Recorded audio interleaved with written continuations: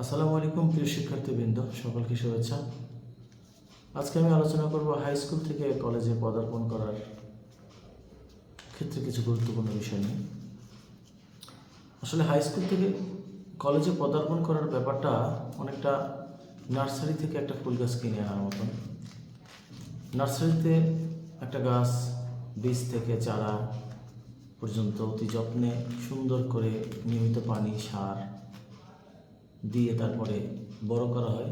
সেখান থেকে একটা গাছকে যেমন বাড়িতে আনার পরে বেশ কিছু প্রয়োজনীয় কাজ থাকে, ওই গাছটাকে বড় করার ক্ষেত্রে, গাছটার থেকে ফুল কিংবা ফল পাওয়ার ক্ষেত্রে কিছু যত্নের বিষয় থাকে। হাই স্কুল থেকে কলেজে পদার্পণের ব্যাপারটা দেখছি এরকম একটা লম্বা সময়, 6 থেকে 10 পর্যন্ত একটা দীর্ঘ সময় হাই স্কুল লেভেলের শিক্ষকরা যত্ন করে একজন শিক্ষার্থীকে গড়েন। তো সেখান থেকে নতুন পরিবেশে যখন একজন শিক্ষার্থী যায় এবং সেই পরিবেশটা যদি হয় খুবই অল্প সময়ের জন্য, তখন তাকে কিছু গুরুত্বপূর্ণ সিদ্ধান্ত নিতেই হয়। কারণ এই 2 বছরের মাত্র সময় উচ্চ মাধ্যমিক পর্যায়ে, এবং এই 2 বছরের সময়ের সিদ্ধান্ত একজন শিক্ষার্থীকে সারা জীবন আশীর্বাদময় করে দিতে পারে, সাফল্যমণ্ডিত করে দিতে পারে। আর এই সময়ের একটি ভুল সিদ্ধান্ত একজন শিক্ষার্থীর ক্যারিয়ারকে শেষ করে দিতে পারে। তো অসংখ্য সিদ্ধান্ত একজন শিক্ষার্থীকে কিংবা তার পরিবারকে নিতে হয়। তার মধ্যে একটা প্রথম যে বিষয়টা, সেটা হচ্ছে কলেজ নির্বাচন। কলেজ নির্বাচনের ক্ষেত্রে একজন শিক্ষার্থীকে দেখতে হবে সেই কলেজের লেখাপড়ার মান, বিশেষ করে সে যে বিভাগে পড়াশোনা করবে, সায়েন্স, আর্টস কিংবা কমার্স, ওই বিভাগে ওই ডিপার্টমেন্টের লেখাপড়ার মান কেমন, বিগত সময়ে ওই ডিপার্টমেন্টের রেজাল্ট কেমন ছিল, ওই ডিপার্টমেন্টের শিক্ষক মহোদয় তাদের আচরণ, নিয়মকানুন, আন্তরিকতা কেমন। পাশাপাশি ওই প্রতিষ্ঠানে ইংরেজি, বাংলা, আইসিটির মতন জেনারেল সাবজেক্টগুলো কেমন ক্লাস হয়, শিক্ষকরা কেমন, এ ব্যাপারে খোঁজখবর নিতে হবে একজন শিক্ষার্থীকে। এরপরে তাকে খেয়াল রাখতে হবে, তাকে জানতে হবে ওই প্রতিষ্ঠান, যে প্রতিষ্ঠানে সে পড়াশোনা করতে চায়, সেই প্রতিষ্ঠানের নিয়ম শৃঙ্খলা কেমন, নিয়মিত ক্লাস হয় কিনা, নিয়মিত পরীক্ষা নেওয়া হচ্ছে কিনা, শিক্ষার্থীদের কোনো জবাবদিহিতার ব্যবস্থা আছে কিনা। কারণ মাধ্যমিক পর্যায়ে অসংখ্য নিয়মকানুন, অসংখ্য গণ্ডি, যত্ন, হঠাৎ এরপরে একজন শিক্ষার্থী স্বাধীনতা পেয়ে যায়, যে স্বাধীনতাটা অনেক শিক্ষার্থীর জন্য কাল হয়ে দাঁড়ায়। তো নিয়মিত যদি ক্লাস হয়, জবাবদিহিতার ব্যবস্থা থাকে, তাহলে শিক্ষার্থীদের মধ্যে কিছুটা হলে ভয় থাকে, সে চাইলেই কলেজ ফাঁকি দেয়া, পড়া ফাঁকি দেয়া, এগুলো সে পারে না।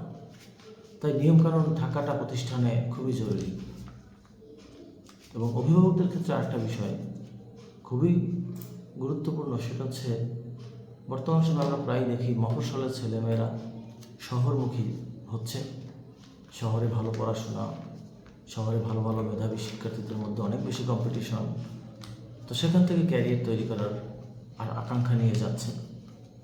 কিন্তু অনেকেই দেখা যায় আবার মাঝপথে ফেরত আসে, ফার্স্ট ইয়ার কিংবা সেকেন্ড ইয়ারের প্রথম সময়ে আবার সেই নিজ এলাকার ক্লাসে এসে কলেজে এসে ভর্তি হয়। আসলে ওই যে মাঝখানের সময়টুকু, তার যেমন সময় নষ্ট হয় তেমন অর্থ নষ্ট হয়। আসলে এর কারণটা কি? এর একটা বড় কারণ হচ্ছে অভিভাবকরা যদি তার সন্তানকে শহরে একা পাঠায়, একজন শিক্ষার্থীর এসএসসি পাস করার পরেই তার নিজের সিদ্ধান্ত, নিজের খেয়াল নিজে রাখার বয়স হয় না। তখন তার নতুন স্বাধীনতা হওয়ার কারণে, নতুন স্বাধীনতা পাওয়ার কারণে তার মধ্যে একটা উচ্ছলতা কাজ করে, আবেগ কাজ করে। এবং এই সময়টা, এই অ্যাডোলেসেন্স সময়টা, কিশোর বয়সটা হচ্ছে প্রচণ্ড আবেগের বয়স। এবং এই আবেগের ক্ষেত্রে বিবেক খুব কমই কাজ করে, আবেগটাই প্রাধান্য বেশি দেওয়া হয় এই বয়সে। তো যখনই অভিভাবক তার হাতটা ছেড়ে দেয়, শহরে পাঠিয়ে দিয়ে ম্যাচে রাখে, যদি প্রতিষ্ঠানের হোস্টেল থাকে, নিয়মকানুন থাকে, তারা খেয়াল নেয়, সেটা আলাদা ব্যাপার। বেশিরভাগ প্রতিষ্ঠানগুলোতেই সেই হোস্টেল ব্যবস্থা থাকে না, অন্তত উচ্চ মাধ্যমিক পর্যায়ে। তো বাধ্য হয়ে তারা ম্যাচে থাকতে হয়। ম্যাচে বিভিন্ন বন্ধুদের সাথে, বিভিন্ন রুমমেটদের সাথে তাদের ওঠা বসা হয়। এক এক জায়গার মানুষ, ভিন্ন পরিবেশ। তো তো সেখানে অনেকেই তার ট্র্যাকে থাকতে পারে না।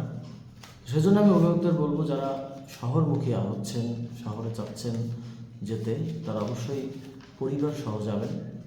আপনার সন্তানকে এই 2 বছর একা ছাড়বেন না, কারণ এই 2 বছরের সঠিক সিদ্ধান্ত আপনার সন্তানকে উচ্চশিক্ষা, ক্যারিয়ার সর্বক্ষেত্রে সফল করতে পারে। আর একটা ভুল সিদ্ধান্ত আপনার সন্তানের একটা হোঁচট সারা জীবনের কান্না বয়ে আনতে পারে। তাই কষ্ট হলেও যদি শহরমুখী হন, শহরে পড়াশোনা করাতে চান সন্তানকে, অবশ্যই সাথে যাবেন, সাথে থাকবেন। আর যদি সেটা না হয়, বাড়ির আশেপাশে ভালো কলেজ কোনটা আছে, কোন কলেজে লেখাপড়া হয়, সব সময় মফস্বলে লেখাপড়া খারাপ হয় না। মফস্বলেও ভালো কলেজ আছে, মফস্বলেও ভালো নিয়মকানুন মানা হয়, এরকম কলেজ আছে, খোঁজ নিতে হবে, তো সেখানে ভর্তি করবেন। আর শিক্ষার্থীদের উদ্দেশ্যে তোমাদেরকে বলবো যে 2 বছরে তোমাকে অনেক পড়াশোনা করতে হবে, এবং এই 2 বছরের পড়াশোনার ফলাফল শুধুমাত্র এসএসসি পরীক্ষায় পাবে না। এই দ্বারাই তোমাকে এই পড়াশোনার মাধ্যমেই তুমি অনার্সে ভর্তি হবে, বা পাবলিক বিশ্ববিদ্যালয়, মেডিকেল, বুয়েট, এইসব জায়গার দরজা তোমার কতটুকু খোলা থাকবে, এইসব জায়গায় তুমি কতটুকু চান্স পাওয়ার মতন যোগ্যতা তুমি অর্জন করবে, সেটা তোমাকে এই 2 বছর নির্ধারণ করতে হবে। কারণ এসএসসি পরীক্ষার পরে তুমি সর্বোচ্চ 2 থেকে 3 মাস কিংবা 4 মাস সময় পাবে কোচিং করার।